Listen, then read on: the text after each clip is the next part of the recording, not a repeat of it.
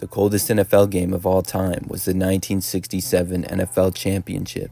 It was the Green Bay Packers against the Dallas Cowboys and was at Lambeau Field in Green Bay, Wisconsin. The winner would move on to play in Super Bowl II. The game took place on December 31st of 1967. Everybody knew that it was going to be a cold one, but at kickoff the temperature was negative 13 degrees Fahrenheit. There were still over 50,000 fans at the game though, and the wind chill was said to have been more than 30 degrees below zero, making it feel even colder. The turf heating system at Lambeau Field broke, and the playing surface was frozen. For the halftime show, there was supposed to be a band, but it was canceled because of the cold weather. Some of the band members got hypothermia, and the instruments froze and would not play. With nothing happening on the field during halftime, the surface froze even more. The officials also could not use whistles because they would freeze and stick to their lips. The Packers ended up winning the game 21-17 and also went on to win the Super Bowl that year as well. A game that was almost as cold, but may have felt even colder, was the 1982 AFC Championship known as the Freezer Bowl. It took place on January 10th of 1982 and was at Riverfront Stadium in Cincinnati, Ohio. The game was between the Cincinnati Bengals and the San Diego Chargers. Just 46,302 fans showed up in the 60,000-seat stadium for the game, but I can't blame them. Considering how cold it was, that's actually pretty good. The Chargers were coming off an overtime win in Miami the previous week, where the temperature got up to 88 degrees. For the game in Cincinnati, the temperature was negative 9 degrees Fahrenheit, with winds as high as 27 miles per hour. This created a wind chill that was reported at negative 59 degrees Fahrenheit. It was obvious to see that the game was extremely cold and windy. The ball did not fly very well for passes or kicks. The kickers for the game said that kicking the football was like kicking a cinder block. The football was also very slippery and hard to grip. Seeing was hard for the players because their breath would come up and form a smoke screen in front of their faces. The Bengals played better against the Chargers, who were not used to the cold, and the Bengals won the game 27-7. The third coldest game in NFL history took place on January 10th, 2016. It was between the Minnesota Vikings and the Seattle Seahawks. The Vikings were done playing at the Metrodome, and it was demolished for US Bank Stadium to be built on the site. So for 2 seasons from 2014 to 2016, the Vikings played their home games outdoors at the University of Minnesota. The temperature at the game was negative 6 degrees Fahrenheit with a wind chill of minus 25. Legendary Vikings coach Bud Grant, who was 88 at the time, walked out in short sleeves for the coin toss, but he was from Superior, Wisconsin, so I'm sure it was nothing to him. The game did not have much offense from either side in it. Like the other games, the ball was like a rock and hard to throw, catch, or kick. In the end, though, the Seattle Seahawks would end up winning 10-9 and moving on. Moving on from the coldest games, we will talk about the snowiest games next. There have been quite a few snow games in NFL history. The first one we're going to bring up is the famous Tuck Rule game. This is a huge game in NFL history. It didn't have the highest snowfall during the game, but it was quite a bit. It was the 2001 AFC Division Playoff game, which took place on January 19th of 2002. This was also the final game ever at Old Foxborough Stadium in New England. It was Tom Brady's first year starting for the Patriots after Drew Bledsoe's injury earlier in the season. Over 60,000 fans showed up, and the snow started several hours before game time. By kickoff, there was already a decent amount of snow covering the playing field, as well as everybody that was there. Grounds crew did their best to keep the snow off the yard markers so that they were visible, and as the game went on, it continued to snow. It was also very windy, which made everything more difficult. The game was low scoring, and both offenses struggled, but the Patriots benefited from the Tuck Rule. Tom Brady was sacked and appeared to fumble, but by rule, the call was reversed to an incompletion. That kept the game alive for the Patriots, and Adam Vinatieri kicked a 45-yard field goal in the snow and wind, which was one of the greatest field goal kicks in NFL history and kept the Patriots alive. He would later make the game-winning kick in overtime as well. The Patriots went on to win the game and the Super Bowl, which was Bill and Tom's first one together. The next game was certainly one of the snowiest in NFL history. On December 10th, 2017, the Indianapolis Colts went to Orchard Park to play the Buffalo Bills. The Buffalo, New York area is known for getting lots of snowfall in the winter. There have been times when games have even been postponed or relocated due to it. But on this day, the game went on, and it began snowing about an hour before game time. It was coming down really heavy and really started to pile up. It was so bad that it was even hard to see the game on TV from some angles through the snowfall. Grounds crew had to almost constantly try to shovel off the yard markers in between plays to make it possible to see where the ball was. Over time, the snow got so deep that it was difficult for players to run without slipping. It was truly a blizzard, and as expected, there wasn't much offense in the game. In the fourth quarter, the score of the game was just 7-6 with the Bills leading. After the Colts had scored a touchdown to get on the board, they were going to attempt a 2-point conversion, but were penalized. Once again, Adam Vinatieri, who is now on the Colts, was brought out. He was able to make a 43-yard extra point against the wind and in the snow to tie the game. In overtime, Bills running back LaShawn McCoy ran for a game-winning touchdown to end one of the snowiest games of all time. Another memorable snow game was the 2013 game between the Lions and the Eagles. In early December, a huge blizzard hit the Philadelphia area where the game was. Once again, snow was coming down like crazy from before the game even started. It continued as the game went on, and players were slipping and sliding through the snow. This snow game was much higher scoring than some other ones though, and the Eagles ended up winning 34-20.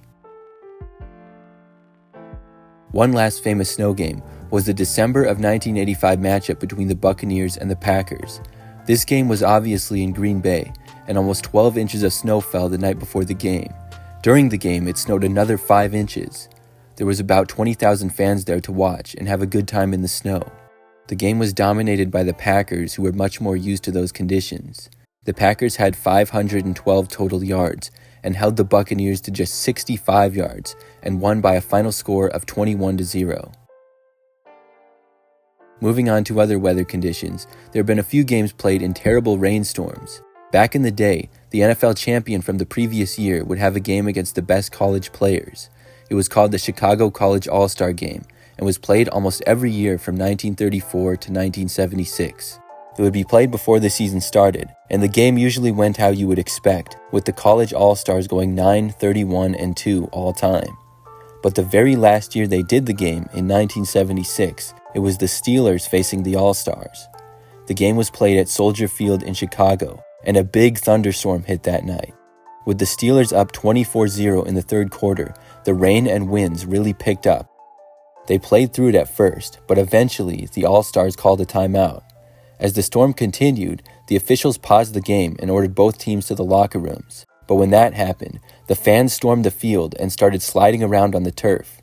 It was sort of a disaster, because even though security and police tried, they could not stop the angry mob of fans. Fans tore down the goalposts, and the field was also flooded in some areas. Overall, the field was in no condition to have a game anymore. Commissioner Pete Rozelle announced that the game was called, and that angered the fans. An angry mob broke out, and there were multiple fights. That was the last year that they had the Chicago College All-Star Game.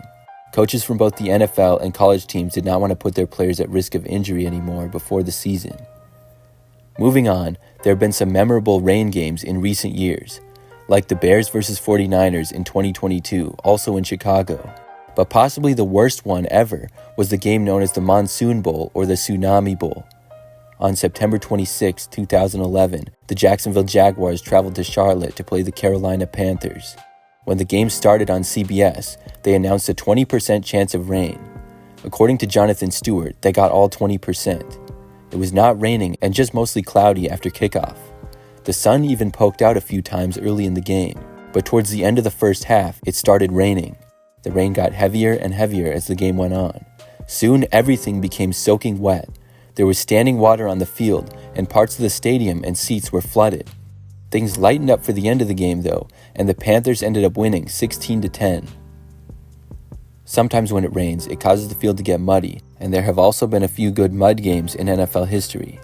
There were countless great ones from back in the day, but it seems like there are hardly any good mud games anymore.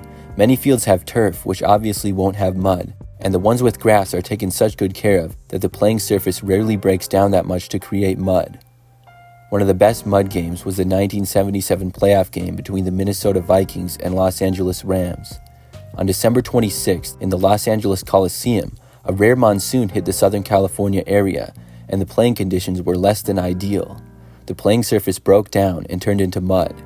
Players got so dirty you couldn't even tell what number they were or barely even what team they were on. It looked like a lot of fun, and the Vikings ended up winning the game 14-7. Possibly one of the more recent mud games was the Monday Night Football game between the Steelers and the Dolphins in 2007.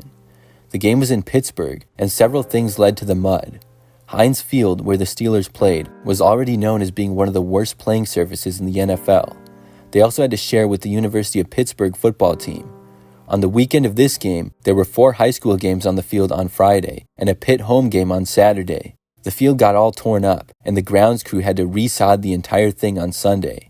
But then it rained, and the tarp over the field had a hole in it, or multiple holes, and the seams leaked. When they took the tarp off, everything was soaked, and the painted numbers and yard lines were completely washed away. The field had to be repainted, and it caused a 25-minute delay for the game.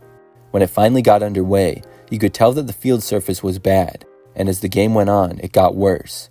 The logos and yard lines washed away, the field got muddy, and the grass was all uneven. It caused lots of problems for the offenses, and also created the infamous mud punt. The Steelers ended up winning the game by a score of just 3-0. Moving on from the mud, next we will talk about the wind. One of the most famous wind games was in the windy city of Chicago and took place on November 11, 2005. The 49ers were in town to play the Bears, and the temperature was good at 51 degrees, but there were 40-mile-per-hour wind gusts, and you could see in pregame warm-ups that it was going to cause problems. Any kind of flight of the ball would be a challenge. When the Bears attempted a field goal with Robbie Gould, he almost fell over before even kicking it. Then, when he kicked the ball, the wind just took it, and he missed by a mile. When the 49ers tried one of their field goals, it fell short, and Nathan Vasher of the Bears caught it in the end zone and returned it 108 yards for a touchdown. Somehow, between wind gusts, some field goals were made. The Bears ended up winning the game 17-9. Finally, we will talk about the fog. The most famous fog game is called the Fog Bowl and was between the Eagles and Bears. Once more, this game also took place in Chicago. It was December 31st, 1988, and it was the divisional round of the playoffs. It became very foggy during the second quarter of the game, and it was so bad that many people could only see about 15 yards ahead. The fog was there for the remainder of the game.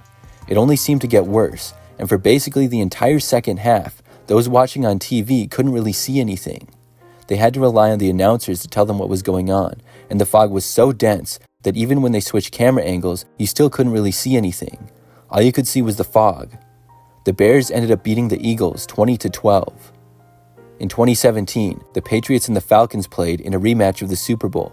The game was in New England, and it got really foggy. In the first half, it was mild, but by the second half, it was very thick. NBC had to change camera angles at times to make the game more visible. It was nothing near the level of the Fog Bowl in '85, but still very foggy. That's all for today's video. Thanks for watching, and we'll see you next time.